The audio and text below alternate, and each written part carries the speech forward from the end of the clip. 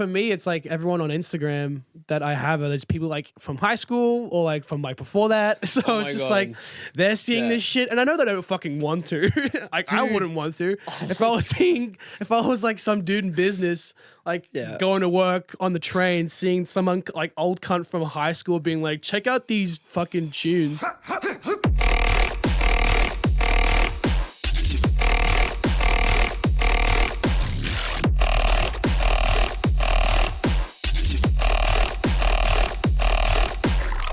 Yeah, it depends how like autistic I'm being.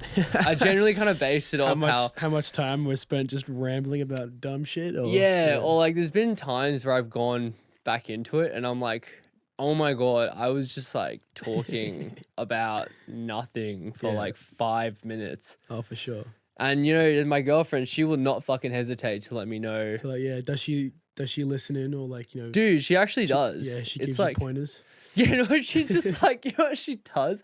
She'll just say shit like, dude, you need to like move on sometimes. She's like, what are you doing? And a lot of the time what'll happen is I'll start like 3 different thoughts at the same time. So I'm like, oh my God, did you ever wait, what about this time? Wait, have you ever? And I'm just like, nah, ADHD brain for sure. Oh, dude, are it's you just all over the unmedicated? place. Yeah. You're unmedicated. You're just raw dogging life. Dude, I'm fucking raw dogging. Yeah, I'm the exact same. I was gonna get like, I think I did start doing the test for ADHD. Yeah. And then my parents were like, how much does it cost again? And the doctor says around like 200, something like that. Like this is back when ADHD was barely a thing. Yeah. And they were like, it costs that much? Nah, we ain't. Nah, dude. So I just never like finalized, you know. But I remember like because I was like a kid, so I remember them taking me someplace, and like much like like years later they were like, yeah, I'm pretty sure you do have it, but we just never really got it, you know. Like any medication. I'm like, oh, it's good to know that like you're looking out for me. Yeah. I can appreciate it. On 100%. Well, you know what's funny about that is that because I think one of the main reasons for me personally why I'm steering away from it is because like my brother is so fucked ADHD. Yeah. Like he's like, oh my God, he's like a fucking poster child of ADHD.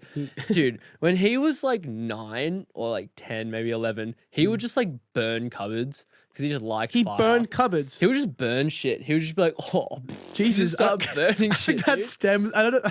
I can't say that's it. Like just ADHD. Surely he's got something else if he's burning stuff. Well, he would just like say how there were just like times where he would just be in school and you know he'd do such like push a kid over or something. Oh my God. But like he wouldn't register that like that was a bad thing. Yeah, he would just be like, all of a sudden I was just in trouble, and he was like, "What do you mean? I'm just like here," just like so, just off. Couldn't understand that arson was like a bad thing. Yeah, exactly. All I did was burn a house down. I'm like, guys, come on. She's like, dude, I don't know. One minute I was just like, why am I getting in trouble? Yeah, I don't fucking get it. But he was deep into the Dexies because he got diagnosed really late. Yeah, right. So then he got into like the Dexies, then he was doing too many Dexies, and then he couldn't sleep, so he had to take sleep medication. And it's he's it's a whole cycle. Yeah. Yeah, then you get I down know the rabbit people hole. who have issues with it as well. Honestly, I wouldn't mind because I've had some friends give me some Dexies, and I remember and she was like, yeah, did you feel anything? And I was like, not really, but like I got things done in the day. And she's like, that was it. I'm like, oh, that was it. Yeah. Like I actually fucking functioned. Like I didn't touch my phone. I was like on I was behind the like you know like on my computer the entire day. I got stuff done. Dude. Finished a couple of tracks. It was a good day. I'm like, oh my God, maybe I should get diagnosed, but I'm just a fucking lazy prick. Dude, no, literally, it's like no. Once you kind of experience of like oh, dude. Dexies are fucking good. yeah. For me, it's just like I didn't go on chess.com once. Like I was fucking on. Everything's going. I didn't involuntarily open up Instagram Reels. Oh my God, dude. That's such an issue for me. I don't know what it is, but I can feel like physically like the brain rot is consuming me. Like I'll be like, I have to like text my boss on WhatsApp real quick about something, and then I'll be on fucking Instagram Reels for like 2 hours. I'm like, what the fuck just happened? Yeah, dude. What are your Reels like? Because I feel like everyone like I feel like it's really funny because do you know who Funcase is? No. He's like a big dubstep DJ from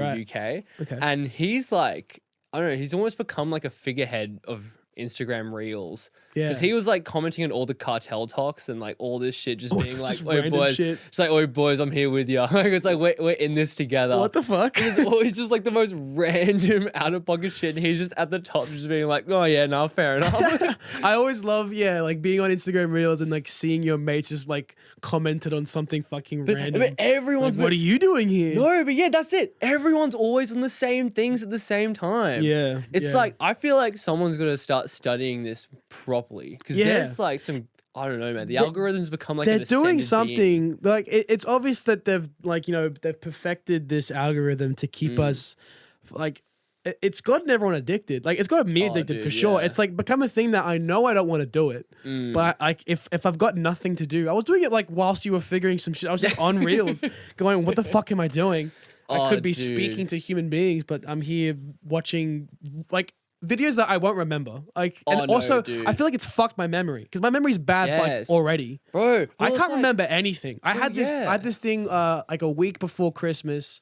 I went to my brother's place, and we're just talking about some stuff, and then like the next day or like a day after, I saw him again, and they made this comment, like this inside joke between us that I didn't understand, and I was like, "What do you mean?" And he's like, "We talked about this like yesterday, like we had this conversation."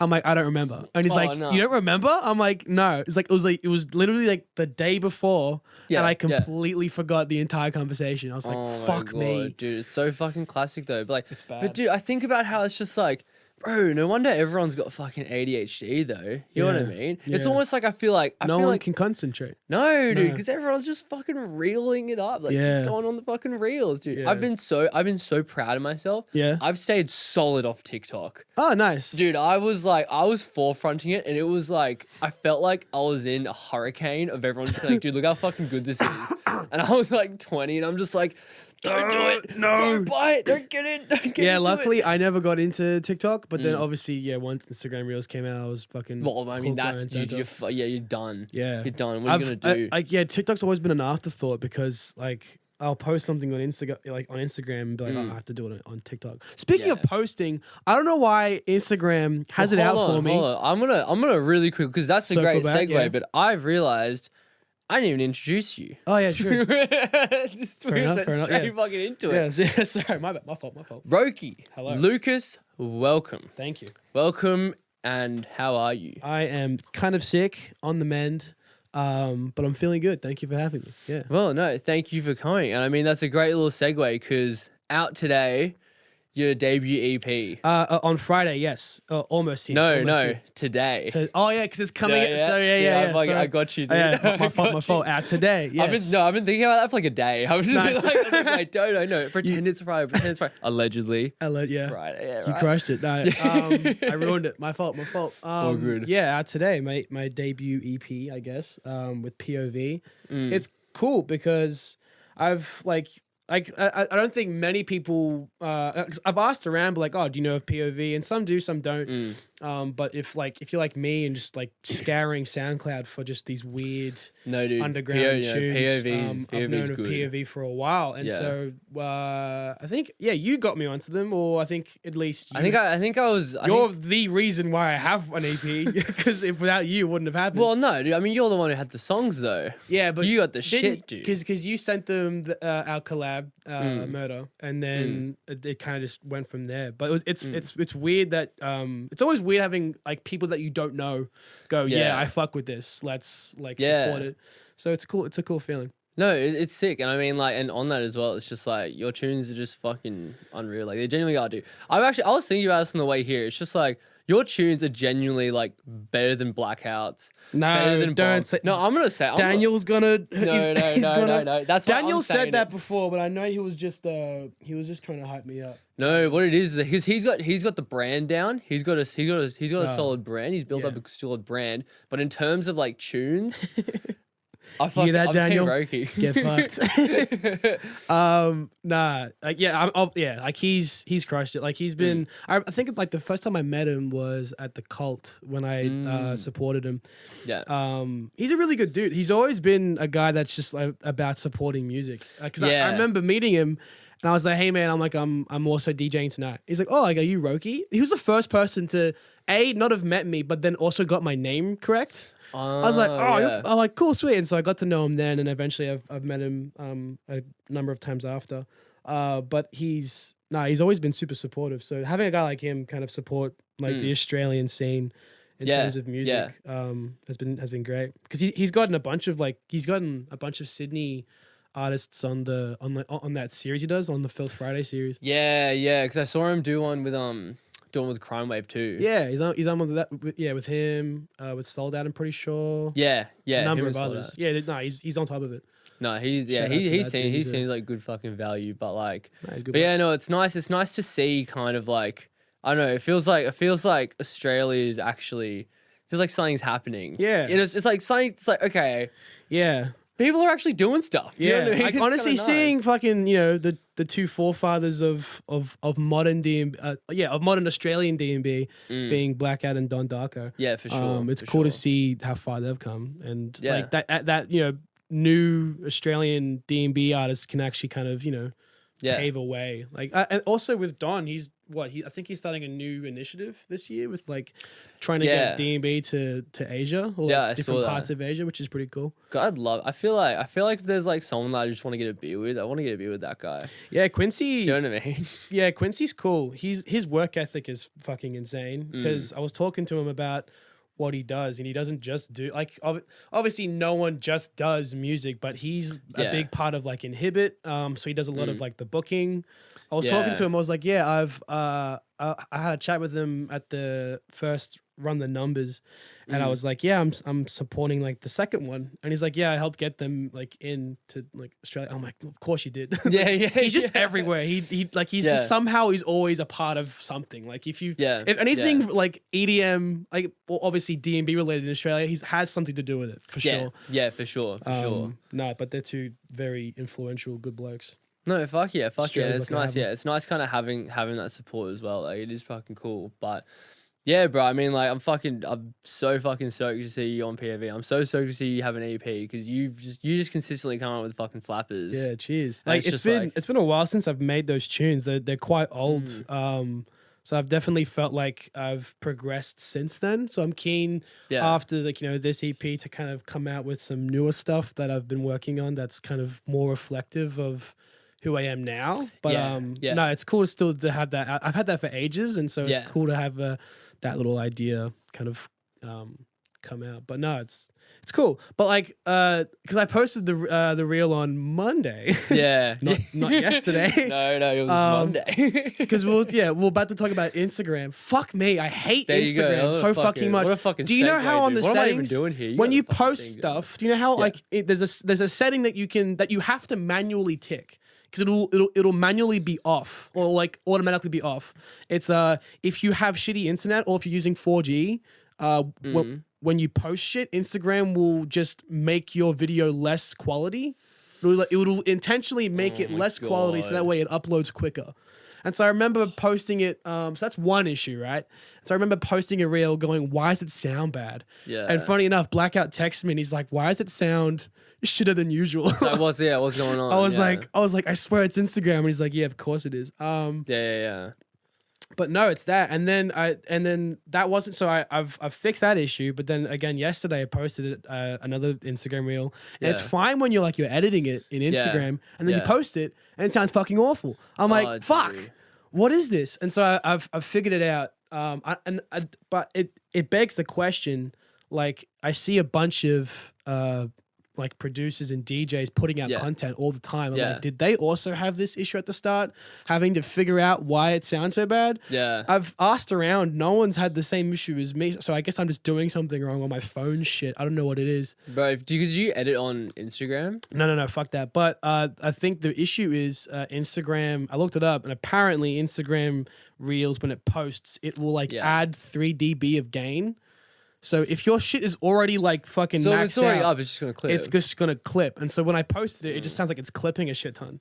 Oh, so fuck's sake, that's dude. awesome. I fucking love that. So now I think what I have to do now is I have to turn down the music a little bit But I don't know. Yeah, I'm so just you got like game matches. It's just like I just hate it. my Like God. I already don't want to post stuff. I Yeah. know it's just like in this climate you kind of have to. Yeah. So I already don't want to do it, but Instagram just makes it fucking way more difficult than it has to be. Yeah, I know. It's TikTok's such a fine fucking though. pain in the TikTok ass. is just perfect. It's like once it's out, it's Dude, perfect. It's, you know what it sounds pisses me fine. off about Instagram as well? What happened? Is like when you're on yeah, it's like what happened? Let me vent. Let me vent. What I do? Oh, What I let me do? in. It's just like I don't know why the fuck you Yeah. can't schedule posts from your laptop. Oh, you can't? Oh no, yeah. The posting system from PCs Dude. is dog shit. It's fucking Yeah, it's bad. so dumb. It's just because made it's for the like, phone, hey. Well, yeah, exactly. But then it's just like, because, dude, I've spent like days trying to figure this out. Because then I'm just like, okay, I've edited up a Yeah. video. I want it to have good sounding quality. Because if Yeah. there's a song underneath it, you want to make it sound Yeah, good. make it sound good. Yeah. But then the file's too big to Yeah. get it to your phone.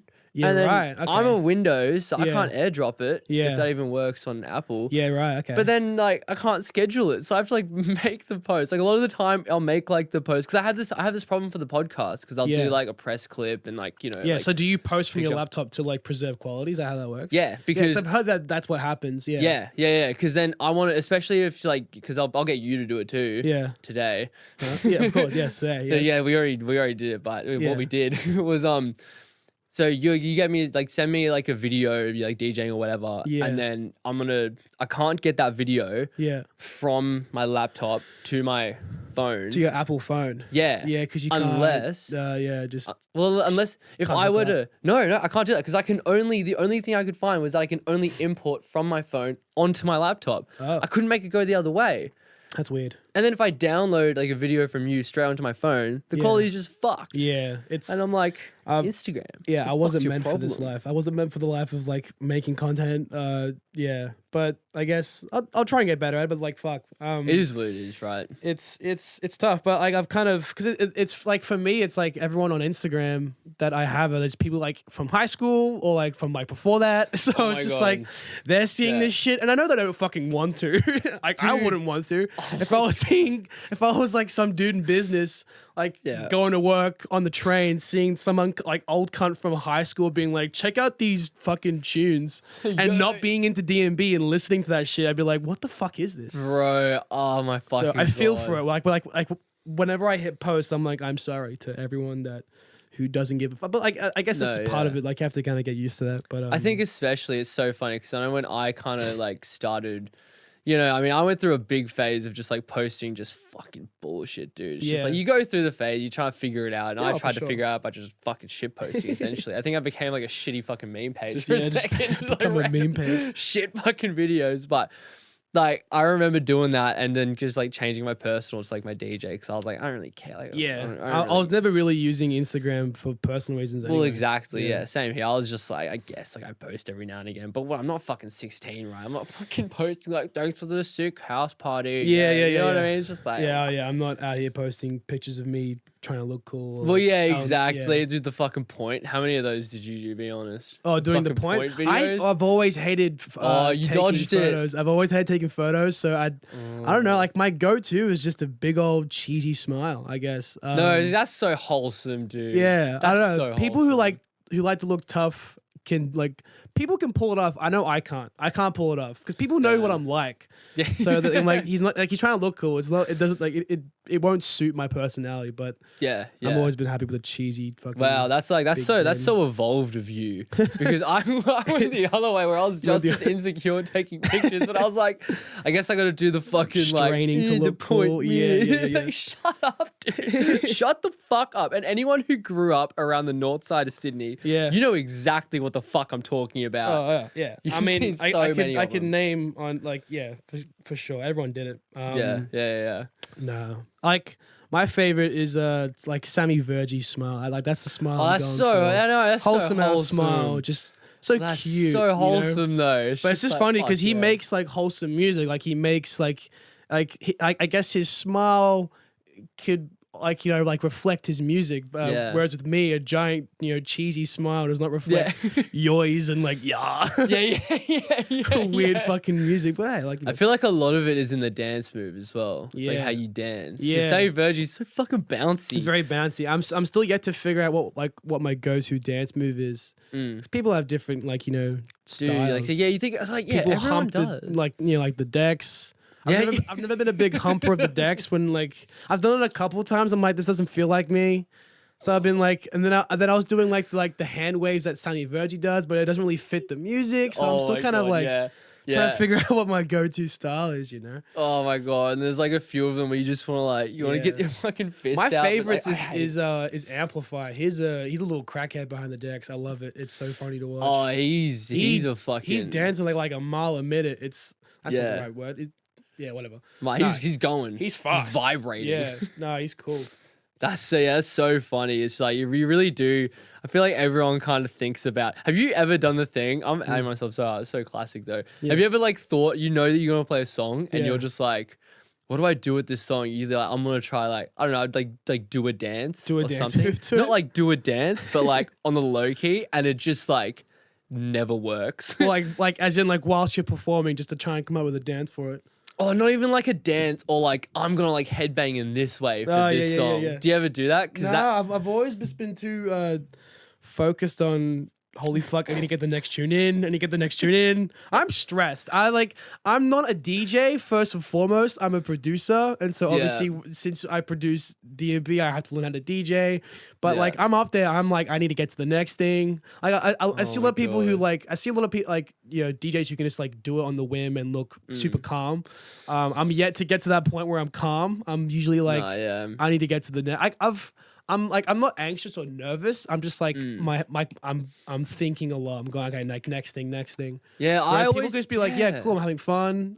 I'm not having fun. Dude, I find that all the time too, because it's just like some people get into like this groove and they're just like doing it and they got time to kind of be like, whatever, like a sick drop, whatever, they're into it. Yeah. But like I'm just like, I'm the same as you, like get it up. I think that's why I sometimes just like in my head go, like, okay, I'm gonna just like, okay, this is a spot where I can like do something. I can engage in some kind of way. Yeah.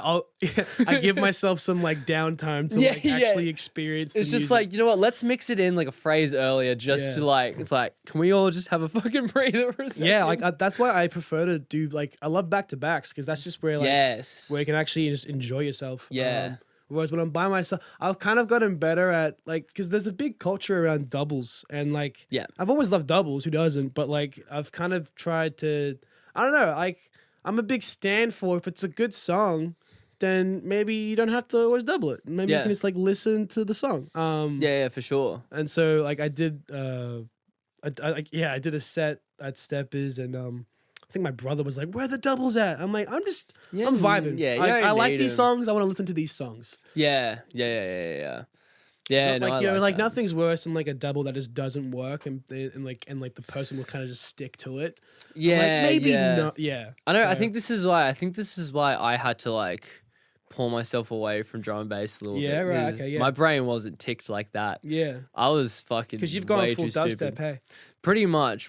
I like keeping the avenues open to make D&B again, but I need it to be kind of on my own terms kind of thing. Because I think I've always just been trying to like, make something that just wasn't really resonating. Yeah. Because I always explained that like the way that I work is I just get super autistic about layering and I'm just like, oh, I need extra here, get the crunch from this, and like I love just like the sounds and like I love getting all super nerdy about that. Yeah. Whereas like drum and bass has got a real kind of like flow to it. If you try fill it out too much, it's like it gets too much. Yeah, you can't just rely on just like making these stacked up sounds and then just sticking them together. Like you gotta have a bit of like a flow to it. Yeah, a lot of the best producers for D&B, in my opinion, is like people who can be very good at making a sound and then trusting that sound so much and being true to that sound that they can just have a lot of just what's it called, like the negative ambience? Space like around it, like just to have a track be like, this is the sound and that's what it is, And to have that trust in yourself and your own ability is something that I'm still trying to get my head around. Because I'll make a sound and go, okay, cool. Is that sound good enough to take this track all the way? Or like, and I usually end up just fucking filling it out with just random little tidbits. Yeah. But I'm trying to get better at like, just making a sound like I trust this. Like stuff like Skrillex's Rumble, like that kind of like that. Yeah. To trust that so it takes balls because it's just like what a 16th bass rhythm that's just like and to trust that sound like so innately and like this is all it is. And then eventually just like to have like an accompanying high pitch like sine wave type thing. Yeah, just like a classic literal just like FM bass. Yeah. It's just like it takes balls to do that, and I'm trying to get better at like to just trusting myself, but it takes time. Like it takes years of just kind of honing in, and I've been doing it because I've been producing for 7 years or maybe 8. Yeah. But I wasn't always producing D&B, and D&B is a whole different fucking ball game. Like I was making like like rap and trap beats and a little bit of like indie pop and indie rock, and just like I was kind of experimenting as I started out. And I've been doing probably D&B since 2021. So fuck, it's been 4 years. Shit. Fuck yeah, dude. Fuck yeah. But how was that kind of transition for you getting into D&B? Like, honestly, was that something that was very natural? I don't fucking remember how it happened. I don't remember, because I remember I was always into because I've always been into like indie rock and indie pop, and just like I was a basic bitch. I didn't have like I had the artists that I listened to, as embarrassing as they were, and I just kind of stuck to it. But eventually my brother helped me branch out. It was all my brother pretty much, because my brother, he would show me a song and I'd be like, I'll be like, yeah, that's shit. And then a good 4 months later, I'd be listening to that like on repeat. Oh my God, no, this is such a classic experience that people have. Yeah. This happened to me and my brother, because was your brother older? Yeah. Is it like, it's definitely an older brother showing an older brother thing. Yeah. Dude, and he would show me like trap and like just like some filthy trap or like, drum and bass, whatever it was. And I was just like, dude, come on, what are we doing here? Yeah. 6 months later, I'm coming up to him being like, dude, have you heard this tune? Yeah. He's like, fuck you. Yeah. Fuck you. I showed that to you. It's the exact thing. Yeah. And you know what? And that happened to me because then I was the one to show my mates EDM. It all starts like bass house and UKG and blah, blah, blah. And, not UKG, but like the UK bass line at the time. That was what was hot. And I was just like, I was always showing him these songs and they were just like, yeah, whatever. And then, a few months later, have you heard this song? Yeah. Fuck. It is quite annoying, but I can't get mad at it because I was the exact same way. That's it. You can't, it's like, it's so classic with so many different things. It's just like, I remember liking super just basic bitch music, and then my brother showed me, it wasn't even like an out there song. It was Rufus Du Sol. It was the, what's it called?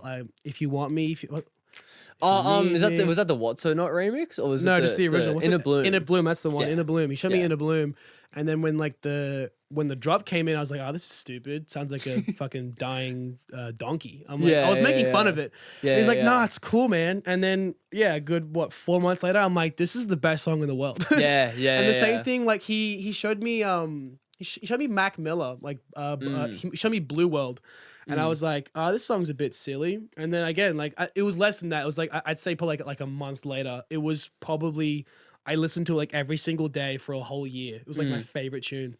Yeah. And so eventually the same with D&B. I think he showed me, I mean, like I had listened, like my first D&B song I ever listened to was like when I was probably like 7 or 8. If not younger than that, and it was Slam by Pendulum. That's a pretty good effort, 7 or 8. Well, but here's the timeline. I listened to that song, and then that was the only song I ever knew. And then I went a whole fucking childhood of listening to shitty music. Okay, I won't say shitty, because it was my parents' music, and I don't want to be too mean, but like my dad would listen to fucking Delta Goodrum. Oh my God. So not like the best. Bro, I can touch on that as well, because when I was around that age, every single one of my songs was a Glee cover. Oh no. Like that's what my mum was into. Oh, so everything on my little fucking iPod Nano was just Glee covers. Oh, it's awful. Until I thought I was bad with fucking Celine Dion and dude, I was deep in the game, bro. Yeah, damn. My family was so bad at one point where we went on this road trip, and back before Spotify, like we had the CDs in our little like folder. Yeah. And one of the CDs that we would constantly play was the Bob the Builder like soundtrack. Damn, dude. And okay, I can't even be mad because that shit goes off. I was gonna say, Bob dude, the Builder slaps. That kind of sounds like a remix idea. Honestly, yeah, give it a go. Yeah, dude, Bob the Builder is like Dubs MD, man. I mean, that would kind of hit. Not gonna lie. Slap it with a bit of Peppa Pig. Yeah, so like I listened to, because the way I listened to Pendulum was through a game called Motorstorm. It was like it was like a racing game. And that was the first DAB tune I'd ever heard. Right. Eventually, like my brother just kind of got me into it more, and then went to a rave, and I was like, all right, I should probably try and make this, and then the rest is me trying to make it work. Yeah, fuck yeah, dude. Yeah, I want to ask you as well something that I really love, just to pull back to your music again. Like, I always love asking people about their workflow. Yeah, right. And how you kind of like go from having an idea to actually creating, because everyone's so different. Yeah, it's like honestly, who's like, are you a color coder? Do you know what I mean? Like, yeah, I used to be a big color. Actually, no, yeah, I'm still a big color coder. Nice, yeah, I'm with you. I love color coder, but I've always I've told people my color coding, and they've always been like, "Ew, it's so gross." Oh my god, I went through this with Denise, like Nomu. Yeah. And we got real autistic about this, so I'm so keen to hear what yours are. Well, my drums, people are gonna hate this, but my drums are purple. Whoa. Yeah, it's kind of weird. My bass can be anything. It depends on like what the bass sounds like. I like that. My vocals are like blue, kind of tealish. Yeah, I can see that. My effects are like green. And then my like samples, like different kinds of odd bits, is like beige kind of colors. It's very weird. It's not very typical. That is there. That I don't know. My subs are red. I can understand that. And then when I mix my entire bus for bass, so my bass bus is black.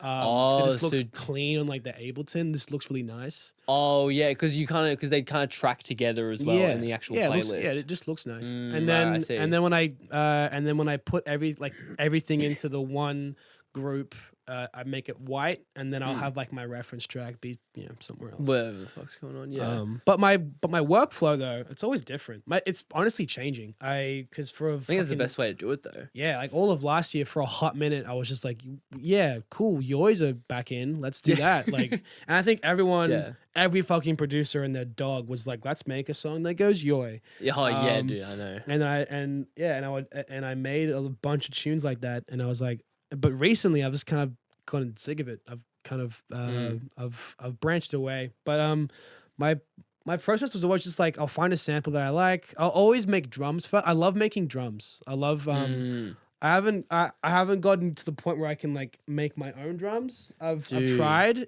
They're not there yet, but I'm still giving it a go. I think this is another reason why I know that I'm not made for drum and bass, because I had the same conversation with Angus, like Spook. Yeah. And he's like the exact same. Like he starts with like a tight drum loop. Yeah. Like something that he would describe it as like. Yeah, he loves his drums. Oh, dude, fuck yeah. He's always just like, if you need to start with a drum loop that you could just listen to on repeat for like a couple minutes, like something that's interesting enough that he really kind of draws you in. That's where he starts. Yeah, I've always loved just constructing a drum groove. So like finding a right collection of snares to kind of add together and like make my own, and then I have tried to synthetically make my own drums, but I'm not quite there yet. It's because like it's relatively simple to make, but then like to make it sound good in like a really lush and like big master, it's kind of it gets a little bit tricky. But I've always just like I'll start, but just by making a different drum group. So that's a problem that I have, because a lot of D&B producers have this signature sound with their same drums, like Gino. Like you can tell it's a Gino track by his drums. But for me, it's never like that, because I'm always making a different drum groove, which is probably a bad thing, but I've always loved it. I've always loved just like making something new. Yeah. But I think that's kind of cool though, because like then you can kind of adapt it to what you want to do. It gives you the flexibility to be always able to change it around. Yeah, and like the drums will often kind of like complement where the vibe is going. Like if you have like minimal, minimal drums, it'll kind of like be a more minimal dark tune, or if it's big and lush and huge, and it'll be like. But I always start with drums, and then I eventually just kind of like recently I've been scared to kind of get fully into the sound design, but like it's always just like I'll go into Serum, I'll make something weird.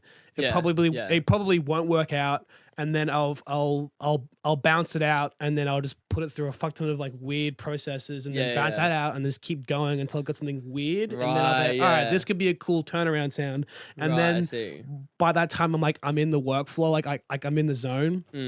And then I'll make the actual patch, and then it'll sound good, and then I'll be like, it's always like random. I'm never doing the same thing. It's Yeah. No, I like it. I really fuck with that. It's really interesting as well that you go down the real hardcore resampling route. Yeah, because there's like I always find there's kind of like, because when I hear that, I'm not as much of a resampler. I think I'm getting more into it. Yeah, I never used to be. I never used to. I was always too scared of it. But I've kind of learned to like, just let sounds go. Like sometimes like I've always become biased. Like when I make a sound, I'm like, no, I really want this to work, and then it won't work. And so I've kind of you have to learn to kind of, what's the saying, like to learn to kill your babies or whatever it is. Like, I don't know. I don't know if that's, I don't know what saying that is, but that's a cool fucking saying. Yeah, it's like, learn how to kill your babies. That's like, I fuck with that really hard. Like, like you've made the sound and like you get attached to it, but you got to learn to let stuff go. And so I've gotten a little bit of, a bit better at that. But no, my workflow is a little bit stupid at the moment, but I've gotten a whole lot more into like melodic stuff and kind of just cleaner, less abrasive sound design. I've loved, because I've been getting really into MPH. He's that UKG dude. And his sound design is fucking perfect. I love it. Like his song Funk Master, that like lead patch is just so smooth, and I've just been trying to replicate that as much as I can. Is that like a kind of like a classic-y kind of like FM-y garagey kind of bass? It's like a super clean like sine wave type sound. It's just like a very smooth tone. That's just playing one note and it just works. And it just goes. It drives it. So that was my that's been like a big inspiration at the moment, just to make cleaner sounds. Because I've kind of been like, I'm kind of sick of hearing the same like abrasive yoys or like jump up patches. Don't get me wrong, I love it. Like I'm always gonna love those sounds, but I've been trying to like make something a little bit more. Nicer. Well, you always find, I mean, I feel like just a bit more like a little bit of a lid on it. Something I can show my mom, and she won't be like, "Oh, that sounds awful." Oh my God, I want my parents to be proud of me. I think every single fucking person who makes bass music has had that exact same interaction. You're just my parents don't know what the fuck they're listening to. Oh my God, yeah. It's just like, no, you don't understand. Listen to this one sound that goes like, and they're just like. But my mom's good. She'll like try and dance along. She'll like, yeah, cool. And then my dad will be like, "Can you turn that down?" Bro, we have like identical fucking. I think we might. I think it's like a universal thing of just making these types of music and then having parents that just don't understand it. Like my parents are like hardcore Catholic, and like they they didn't really grow up with alternative like styles of music. So like they're just it's very poppy. What they listen to. It's especially like, I think especially like because nowadays there's just so much, that you can't not get into it. Whereas like back in the day, it's like whatever they had at the CD store. Do you know what I mean? Like it was hard to find. For sure. Like my parents. I'm surprised I kind of turned out the way I did with the music I was subjected to as a kid. Like it makes no sense why I liked music that I like now. But I think it's like part of it. Like if you get.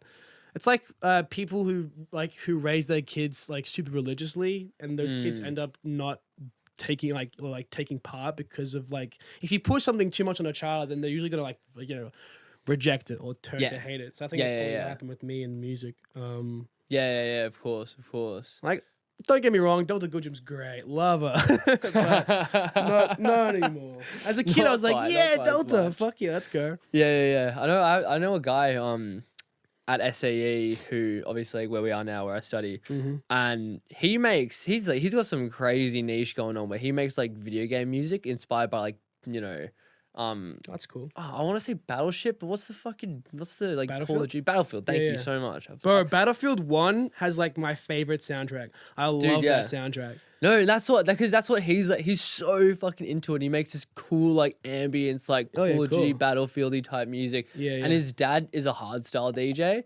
And he's just like, dude, you need to turn this into techno. And the guy's like, you fuck off.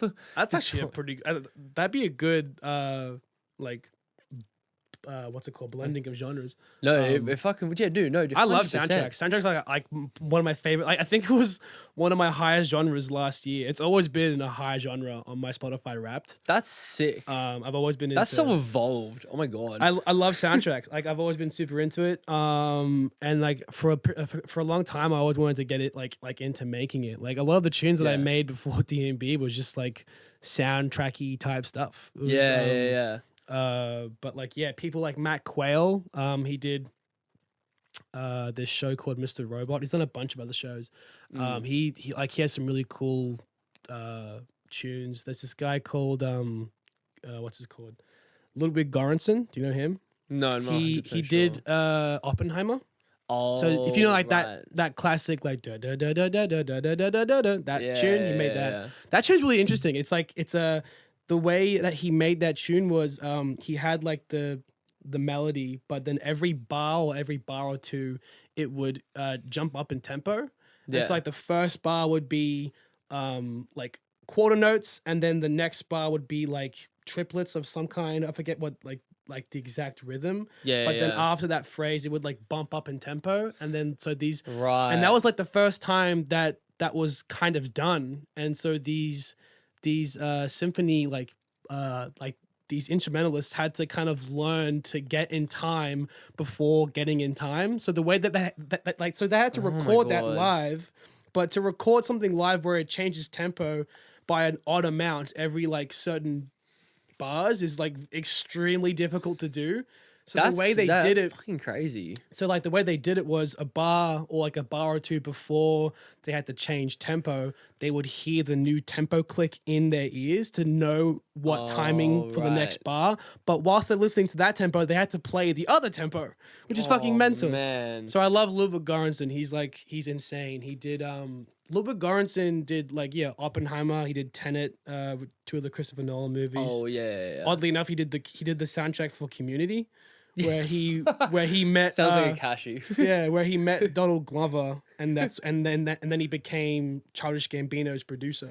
Oh, so he produces for Childish Gambino. So Ludwig Göransson did like, I think I'd like to say all of Childish Gambino's music, if not most of it. Like at least most of it, yeah. Yeah, so he's probably one of the most talented producers I've ever like come across, and yeah, he's like a huge inspiration. Wow, that's fucking crazy. Because he can make anything. Like he's like EDM. He can make make like soundtracks. He can make rap. He can make funk, soul. He's fucking insane. Jesus Christ, yeah, that's a pretty good fucking effort. Yeah, that's a nice little segue as well, because it's like, I know we talked a little bit off mic, but it's like you got so many different inspirations. You got such a wide kind of like branch of what you fuck with and what you like, and like the soundtracks, and you get a lot of inspiration from a lot of different places. Yeah, and you kind of briefly talked about where you want to kind of take the Røki project, and I wanted to kind of just ask you about, where do you see the Røki project going? Where do you want to take that, and where does like where are you at with that, and how are you kind of feeling about it, and where are you at artistically just within yourself? It's funny because like obviously I'm just starting out. Like I've barely been at this for long enough to consider it, a successful project. But in terms of like where I see it, no clue. Like I feel like Røki would just kind of fit, D&B and D&B only. Like I do love UKG and 140, and I do want to make more of that. So I don't know how that would kind of work out. But I do, because before D&B, I was making a bunch of different random stuff. So I'd love to get back into that. But yeah, it's tough because I used to be like, really musical before D&B. I don't want to point fingers, but D&B has kind of ruined my musicality a little bit. Where did that come from? Was that always something that you were? Yeah, like I've instruments and stuff. Yeah, so the first instrument I learnt was piano, and admittedly, I learnt it fairly late. Like a lot of producers start when they're fucking like 3 years old. Like I was watching this interview with Sammy Verji. He's like, I picked up like a piano at like the age of 4, and I've been doing it ever since. I'm like, fuck, I was too late. Bro, I have to look at Google. I used to have to look at Google images of scales to know what they were. So I knew what notes I could use. I was the same. So yeah, I started piano when I was like 15, 14. And then I learned a little bit of classical, learned a little bit of jazz. Not nowhere near enough to be considered, efficient in both, but I love piano. It's but I've like ever since getting into D&B, I've just used it less and less. When I was producing before, I was making this genre. I was on it all the time, like every single day. I was just playing. But now I haven't touched it in months. So it's kind of it's a little bit sad. Like I do want to get. That's why I kind of want to eventually kind of just get back to my roots of being a little bit more musical. And yeah, I don't know. Where I see it going, I do want to kind of get more into the like songwriting space.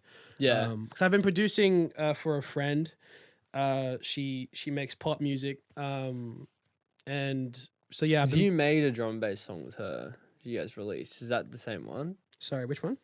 I remember. I feel like I've kind of derailed you because I can't actually remember what it was called. But you made a drum and bass song with someone that you like produced and like recorded and everything. Oh, I think I might have shown you like a remix I did, but no. So her name's Jessa Verone, and that's her alias. But she's my mate Jess. I've known her for a while since uni.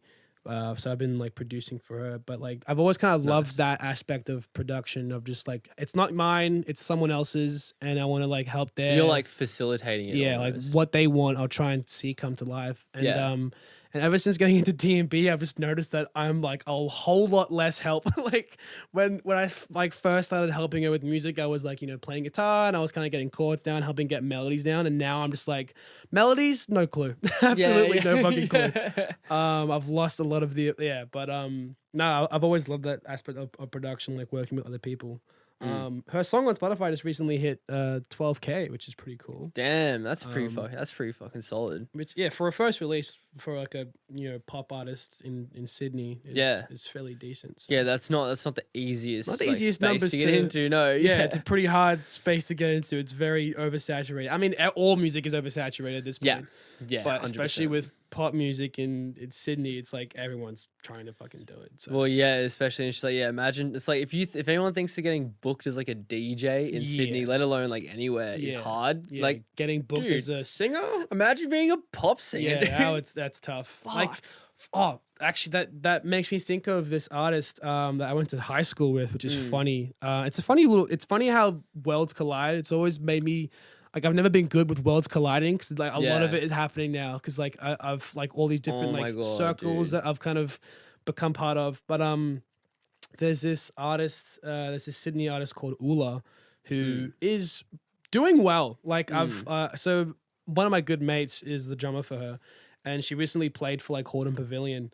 Like not for Hordern Pavilion, at the Hordern Pavilion. She was like opening for this band called Mother. Right. And anyway, like she's been doing like she's been getting good numbers on Spotify, but it's the crazy thing. Like you can be getting really good numbers on Spotify, but still it's fucking hard to keep gigs going. And she's got backing, I'm pretty sure, behind.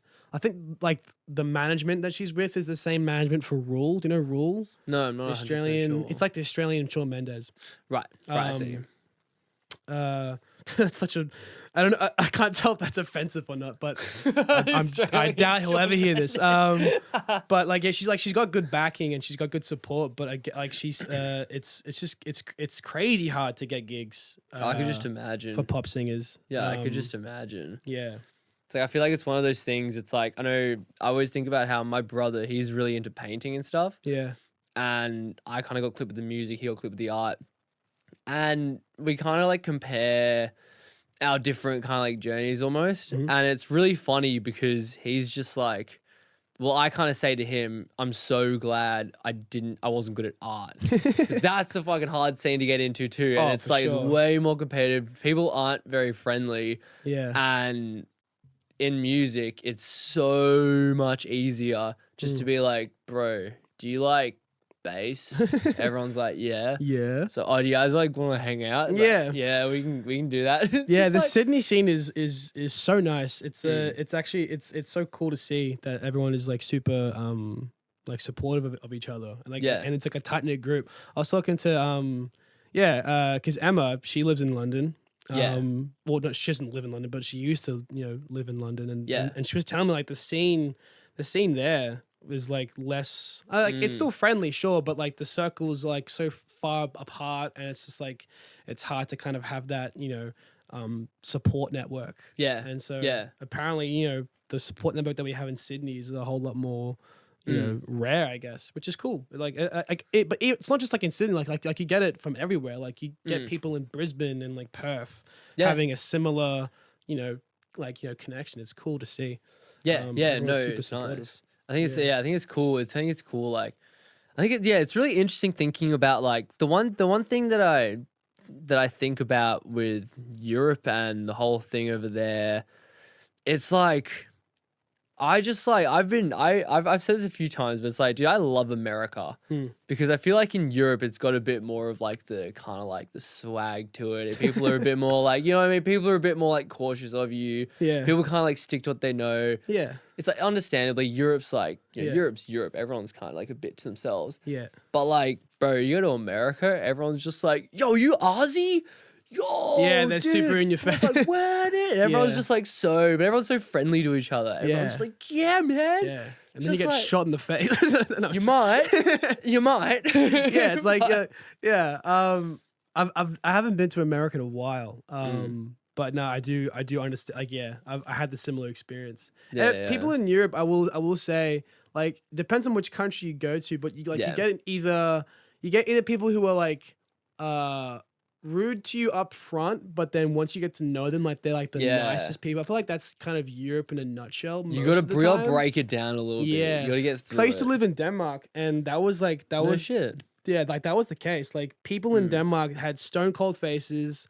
They would stare you down. They would look like they did not look friendly. Like they had like the resting bitch face in Denmark is like, I will stab you. But then once you get to know them, they're like like they're friends for life. Like we've like, because I haven't lived there in obviously like in over like 11 years, but like I lived there when I was a kid. But ever since then, we haven't been back since, and ever since then we've still like held on, like the families held on to like friendships from there. So like my brother went traveling there recently. And he's still able to like hit them up and like stay at their place. That's so wholesome. So people in Europe, it's like, I think it's a thing of like, once you get to know them, like you've made a friend for life. Yeah. You can definitely kind of see that. It's like especially like, because I lived in England for 4 months, just like during my gap year. Yeah, right. And it's so funny. It's How's like, that? It was nice. It was cool. It was like, it was definitely like an experience because I was also like 18. So it's like when fresh. you're 18, you kind of like figuring out what's going on in the world. And then like you get out of school. Thing, Well, you jump out Fresh there start. and you go like, I know the one thing that I had, and I really realized very quickly, it slapped me in the fucking head, was just like, you got to work to have friends. You can't just like rock up and just be like, people have to be my friend. It's like, no, because when you're in school, it's like, you get spoon fed. It's just like, oh, do you like playing soccer? I like playing soccer. Let's be friends. Whereas like you got to kind of work for it when it's it's a different thing. And I did not, and I was just like, oh fuck. Yeah. So would you say like you're someone that's kind of held on to the group of friends from high school a lot, or no? For me, it's felt like I've kind of branched out. Since, because like people who are. Yeah, like you can tell it's tough to like obviously make friends in any kind of climate, but like I guess like outside of high school. I think it's like I always find that like the problem with like staying friends with the people who you were friends with in high school is like, but like you're friends out of circumstance a lot of the time. Yeah. You're not friends because you really connect with someone. Yeah, I guess so. Yeah. And I've found that I've kind of like trickled down. Like you kind of see who you really kind of like mesh with and who you're just like, who are great people, but you just don't click because you're just not, you don't have the same kinds of things in common. Yeah, I get you. And I think it's really fun. The DJ community in Sydney, it's very much like, oh, cool. Like everyone's here, like everyone is like on the same page. Yeah. It's a cool little vibe. Yeah. No, I like it. I think it's like, I just love the process of like, just like, becoming friends with just new people. Yeah. I find it fascinating. Everyone's just like a little fucking untapped well of just like experience. Yeah. Because everyone's just had experiences that you haven't. Yeah.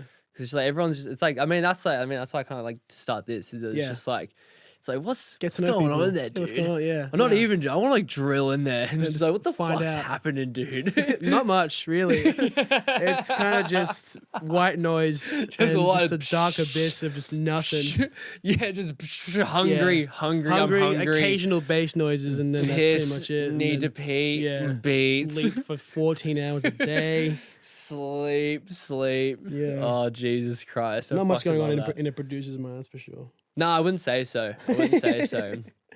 Fuck me, man. Fuck me. Well, Yeah. bro, I mean, like, we've kind of like fucking nailed everything that I've been this is a really fucking good interview. I really Oh, fucking thank you. appreciate you coming on, dude. No, of course. Got some absolute little bits of wisdom. Oh, I appreciate that. And again, man, like, I feel like I rambled a lot, but Bro, it's rambling's tough for me the to best, fucking stay though. on one tangent, but no, this tried we my let best. it fly. We let it fly. out It's the better to just fucking let window. it rip. Is it almost time up, or how we going for time? Oh no, it's pretty fucking. I'd say it's pretty fucking like bang on. It's pretty perfect, Oh, and I cool, think it's sweet. like I think it was like a nice kind of like I kind of liked the nice. I feel like everything kind of like went like boop, Yeah. like nice into its Wholesome place. ending. Wholesome ending. But no, like I think like bro, I'm fucking stoked that this EP is out.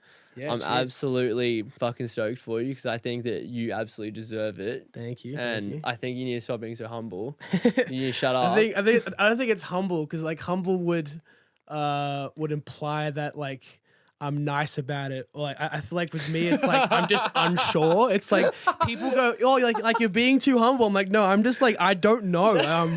I'm not completely sure about this. That's so fucking hilarious. 'Cause, Like, but, no, yeah. I'm not humble. I just don't know. No, like yeah, people are like, oh, like such like you're being too nice. Stop being humble. I'm like, I'm not being nice. I'm not sure. I don't Mistake know. this for a good virtue. This is this is something else. This is I don't know, but no, I'm proud of it. Like, it's funny because like it's old music to me now, but Yeah. I haven't played it live in a while, so I'm gonna have to like remind myself. Oh, I should probably play this out again. Yeah, you actually got him. Yeah, but no, thank you, man. I appreciate No, it. of course.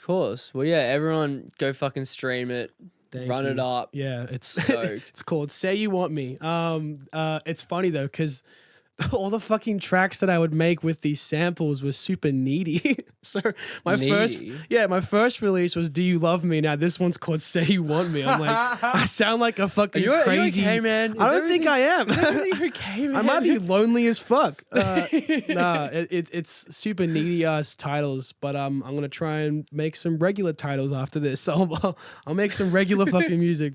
Yeah. But Nah, bro. I mean, I fucking love him. I mean, like off that, I mean, you got one called Murder. yeah, So it's a got, weird. Yeah, so you got. Yeah, it doesn't Say make you love any. me. Yeah. Say you want me. Yeah. Murder. Yeah, Making it's spaces. it's like, giving like fuck. yeah, it's kind of creepy. It's kind of weird, but yeah, I mean, I think the creep works. I think the creep yeah, works. it adds to the scariness of it. But yeah, thank you, man. No, of course. All right, I'll fucking Signing off. catch everyone next time, I suppose. Thanks for having me.